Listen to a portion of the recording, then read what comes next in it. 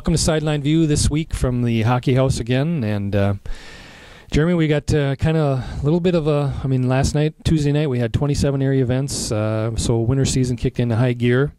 And a couple games are maybe there to talk about. And you also have a gymnastics preview coming up in Thursday's paper. I do. We'll start with gymnastics because I talked to Dave Morris last night. And it's kind of a unique situation. He's got some quality upperclassmen who've had some state experience with Michaela Cerny, and he has Lonnie Anderson back, who's kind of been hampered with little injuries last year, but she's back and healthy.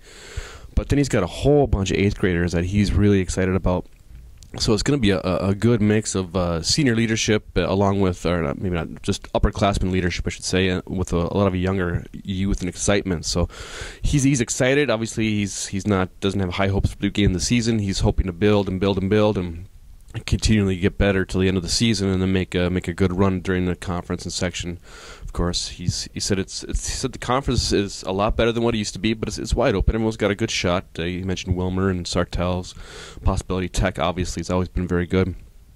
Same with the section. Tech is probably the favorite, and Brainerd thinks that he's got a good shot of doing something. That club gymnastics seems to be such a factor. Like in St. Cloud, I know they have a big club team down there, and that's really been a factor for Tech lately. Yep, and Brainerd does have some girls that were in club, and they're going to help out the team this year too. So we'll see how the gymnastics does. As far as last night's action goes, Little Falls boys beat up pretty good Little Fergus Falls team that I thought might be pretty good. They returned a lot of starters, and they have some good players back, but they won 80-60 last night, and they had a balanced scoring attack. I think they had 9 different guys score, shot 61% from the field, which is just unheard of in the first game of the season. I mean, Kevin Jordan's a fantastic coach. Everyone knows that, but to shoot 61% in the beginning of the season, pretty good. Pillager boys basketball, they took it to Pine River 75-25.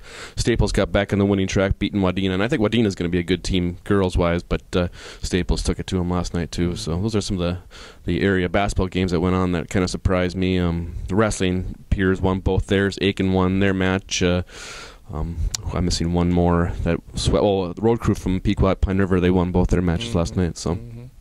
And we do have wrestling this weekend coming up, Paul Bunyan Invitational. That's been 30-plus years now, and we've got 15, 16 teams coming in here. 2-day tournament starts Friday, goes through Saturday. So always that's kind of a meet to determine where you're at a little bit as an individual. It's an individual tournament with team points scored.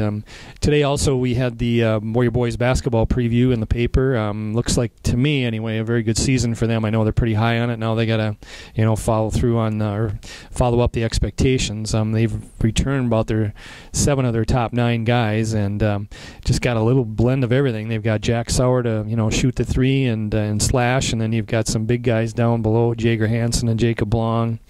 Marcus Comstock, and then they've got Tony Sauer, Chris Bowman. They're just loaded with a lot of guys back. So hopefully, it's been a long time since Brainerd, has maybe pushed, maybe say the 20-win mark. I mean, they had 14 wins last year. I would think they can improve. Of course, so much depends on how good everybody else is out there, but they look like they should have their best season in a long time. Yeah, one thing you like about Brainerd's team is they have someone that can do a lot of different things. I mean, depending on how the other team's going to play you, they have the tools to combat it and maybe change up their style if they want to do, and attack you however you want to play, or they can maybe dictate what they want to do and just take it to you, which would be nice to see. And they hopefully carrying off that last year they knocked off the number 1 seed Buffalo at Buffalo. I think it was in double overtime in the first round of the section, so that was a huge win for the program, and almost all those kids but 2 are back. So and I know they open up with Buffalo Thursday, which has been a very good program. Won the state tournament about 4 or 5 years ago, but they've been very, very very strong program through the years. So should be a good test to start the season off with. I would think so. Yeah. Central Lakes College, the women, I know, knocked off Riverland last week, and Riverland was ranked 4th in the NJCAA poll, and it was their first loss. I'm not sure, so that was a huge win for them. They had their first win. Yep. And then the men got back on track. They won 2 more, so they're at 500. So I would expect them to kind of take off from here. So what else do we have this week to chat about? Anything? Nothing really. It's kind of a weird week. Everything's on the road. Next week everything will be home. Yep. So that's the way it goes. We had 27 events. 27 events on Tuesday night. Nothing was at home, and next week we'll have 3 or 4 all on the same night. So that's the way it goes in the wintertime. So. Yep.